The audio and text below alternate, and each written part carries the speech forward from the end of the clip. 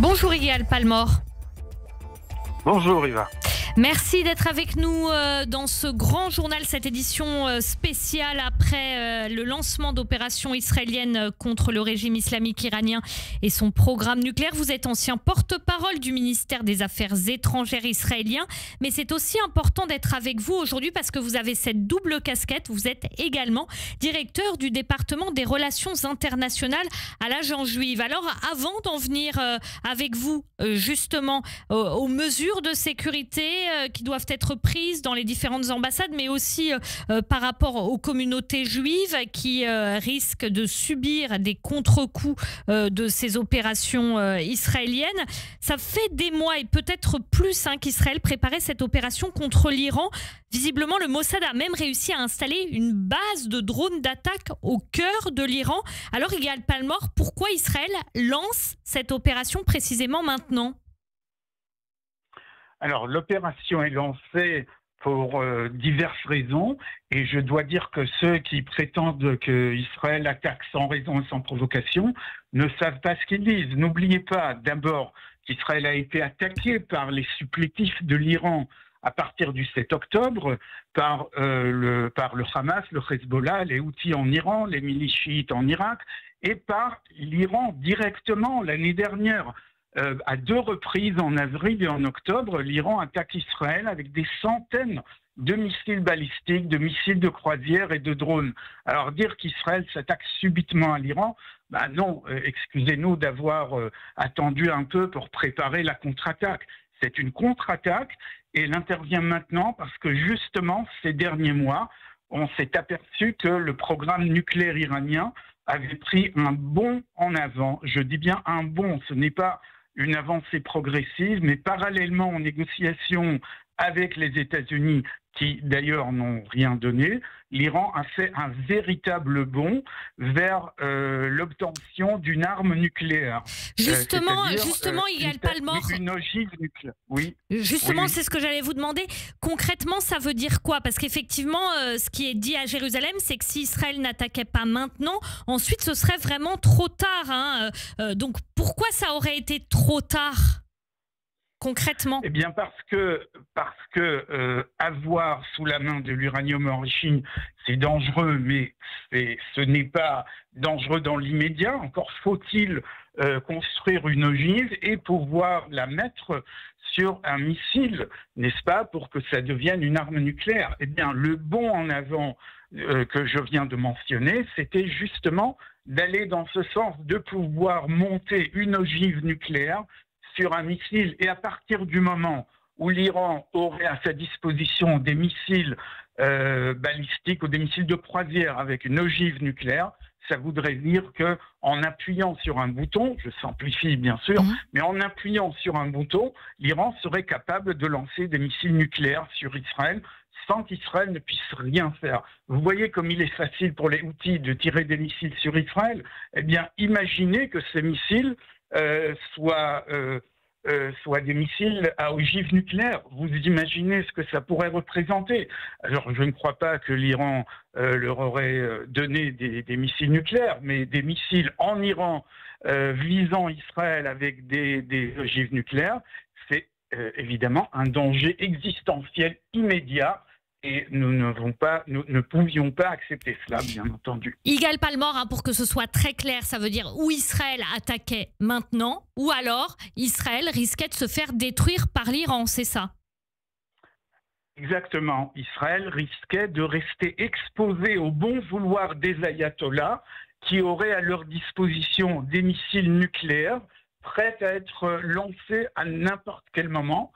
Et évidemment, vivre sous cette menace permanente et être soumis au bon vouloir des ayatollahs, c'est intolérable et nous avons dû frapper maintenant.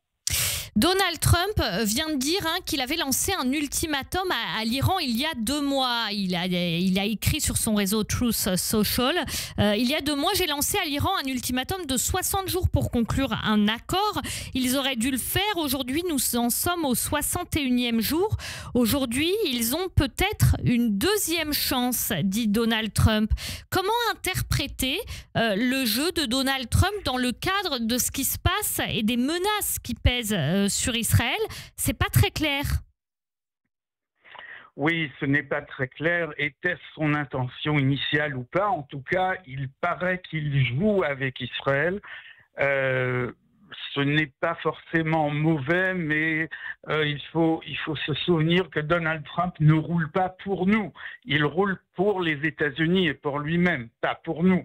Alors, à partir du moment où il a compris que la contre-attaque en Iran était inévitable, je crois qu'il a lancé cet ultimatum pour pouvoir influencer les Iraniens, pour jouer la pluie et le beau temps et leur dire si vous n'acceptez pas de signer un accord avec moi, il y aura des conséquences très graves, mais ce n'est pas lui qui punit les Iraniens, c'est Israël. Et donc il permet aux Iraniens, après peut-être s'être vengé des Israéliens, de revenir à la table des négociations avec les États-Unis et d'être plus motivé pour conclure un accord avec les États-Unis.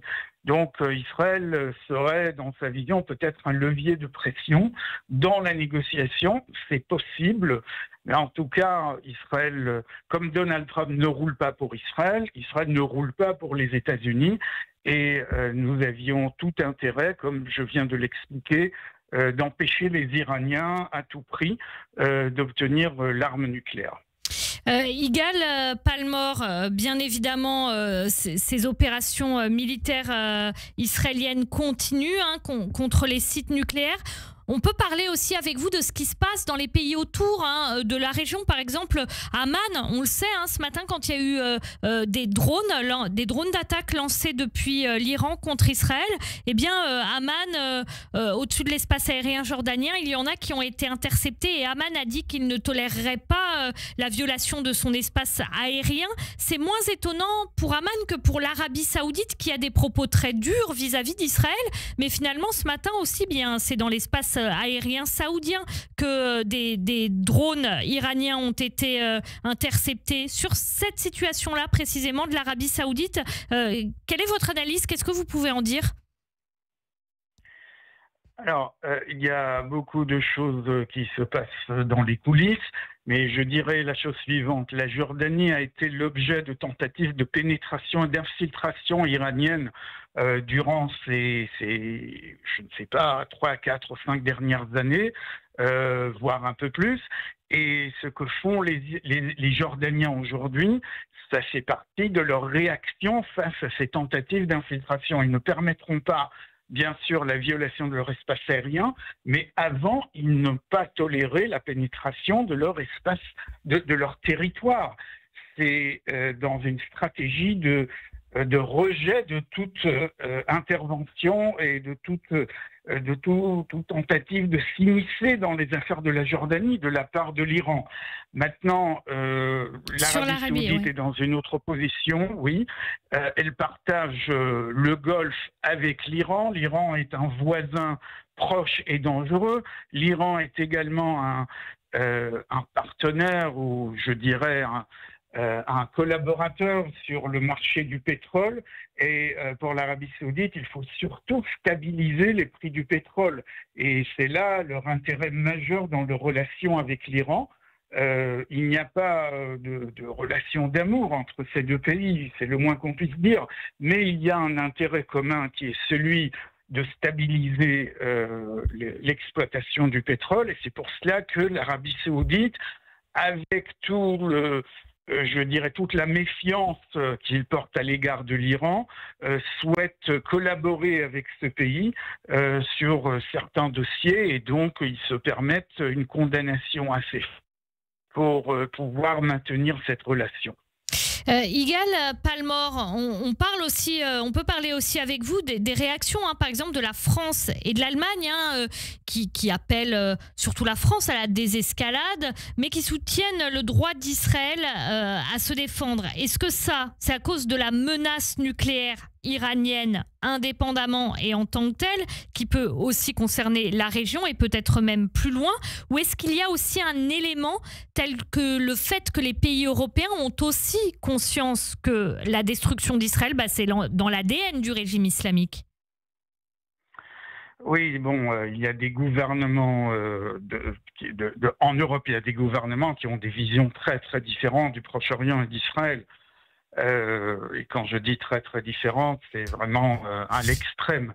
Disons que pour la France a été euh, toujours, enfin, en tout cas depuis 20 ans, 25 ans, elle a été à la tête des pays qui exigeaient sans transiger des concessions iraniennes sur le dossier nucléaire. La France était allée parfois beaucoup plus loin que les États-Unis dans dans ses exigences de l'Iran. Et ça, c'est quelque chose qu'on ne devrait pas oublier. La politique française a été toujours très, très stricte à l'égard du programme nucléaire iranien.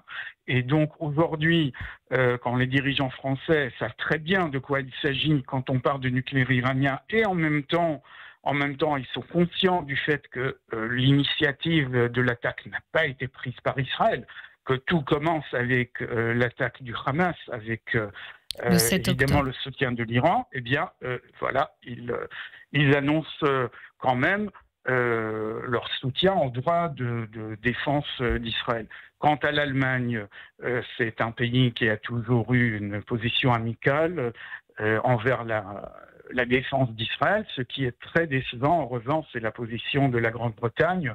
On n'attendait pas ce genre de critique un peu hypocrite, mais en tout cas, je dirais que l'Union européenne, à la tête de laquelle le bloc franco-allemand comprend parfaitement les raisons de cette opération israélienne de cette nuit, et dans certaines limites, évidemment, ces pays soutiennent Israël dans son droit à l'autodéfense. L'ambassade d'Israël à Berlin a fermé. Israël appelle, à travers son Conseil national de défense, le fameux appelle donc ses ressortissants étrangers à la prudence, prudence qui vaut aussi pour les Juifs à travers le monde, puisqu'on l'a vu même dans l'histoire récente, que l'Iran malheureusement a déjà commandité des attentats antisémites. Alors vous êtes directeur du département des relations internationales à l'agence juive. Quel risque concret après ces opérations israéliennes peut représenter l'Iran pour les Israéliens et les Juifs à l'étranger, et dans quel pays particulièrement ? Il est difficile de désigner les pays qui seraient les plus exposés ou les communautés qui seraient les plus exposées. Je dirais pour ma part que tout le monde doit rester vigilant. Mais pour parler de l'intervention iranienne ou du danger que pose l'Iran, évoquons le cas de l'Australie. Il y a quelques mois, une synagogue à Melbourne avait été incendiée alors qu'il y avait des personnes à l'intérieur. Heureusement, personne n'est mort, il y a eu des blessés. La synagogue a entièrement brûlé, et quelques jours après, lorsque l'enquête avait été lancée, la ministre de l'Intérieur australienne avait dit que les premiers résultats montrent la responsabilité d'un pays tiers. Alors, depuis, les autorités australiennes se sont faites très discrètes sur l'identité de ce pays, mais on peut imaginer que ce pays tiers, eh bien, ce n'est pas le Luxembourg, hein. On a bien compris qui pourrait être ce pays. Et qui pourrait être ce pays ? Il n'a pas été nommé. Eh bien, l'Iran. L'Iran, qui n'est pas très très éloigné de l'Australie globalement, et qui a déjà fait ses preuves dans des attentats contre des communautés juives. On se souvient évidemment de l'attentat de Lamia à Buenos Aires, en Argentine, oui. Bien sûr. Oui, bien sûr.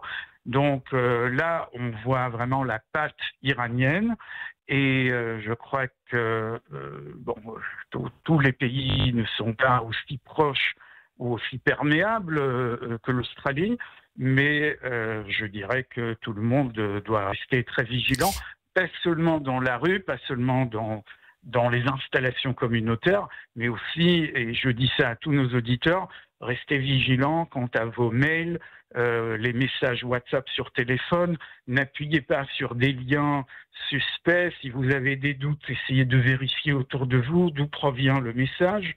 Il y a des tentatives avérées de la part des Iraniens d'infiltrer des systèmes israéliens, eh bien, il pourrait aussi accéder aux mails et aux WhatsApp de nos coreligionnaires, et donc il faut faire très très attention. Et également, Yigal Palmore, aussi sur les fameux réseaux sociaux, hein, parce que parfois on peut également se faire pirater sur les réseaux sociaux via des messages notamment. Merci beaucoup Yigal Palmore pour tous ces éclairages précieux. Je rappelle que vous êtes ancien porte-parole du ministère israélien des Affaires étrangères et directeur du département des relations internationales à l'agence juive. Shabbat Shalom à vous, merci.